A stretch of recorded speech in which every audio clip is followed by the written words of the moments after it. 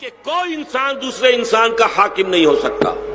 کونوا عباد اللہ اخوانا، حاکم ایک ہے اللہ، ان الحکم الا للہ. تم سب اس کے محکوم ہو کر آپس میں بھائی بھائی بن جاؤ. شیطان نے اڑنگا لگایا، اس آزادی کا ترنگ، اس کی ترنگ بڑھائی، مادر پدر آزادی بندی، اللہ سے بھی آزاد. چلو سیکولر نظام بناؤ، کوئی قید نہیں، کوئی الہامی کتاب نہیں، کوئی کسی آسمانی شریعت نہیں، اپنے من سے نظام تلاش کرو، اپنی عقل سے راستہ تلاش کرو. محمد نے مساوات دی صلی اللہ علیہ وسلم، سماجی مساوات، قانونی مساوات، دستوری مساوات.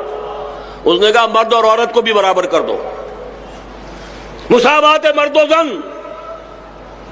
اور اس مساوات مرد و زن کے حوالے سے خاندانی نظام کا بیڑا غرق. پیدائشی طور پر یقیناً انسانوں میں کوئی فرق نہیں، پیدائشی طور پر مرد اور عورت بھی مساوی ہے، کوئی شک نہیں اس میں، شرف انسانیت میں مساوی حصے دار ہے.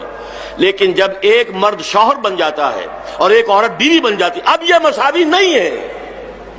الرجال قوامون علی النساء، یہ گھر کا ادارہ یہ برباد ہو کر رہ جائے گا اگر دونوں برابر ہو گئے. کسی ادارے کے دو سربراہ نہیں ہو سکتے، کوئی ایک ہوگا ہیڈ آف دی فیملی. لیکن یہ کہ جب انہوں نے مساوات مرد و زن کا نظریہ اختیار کیا، بیڑا غرق.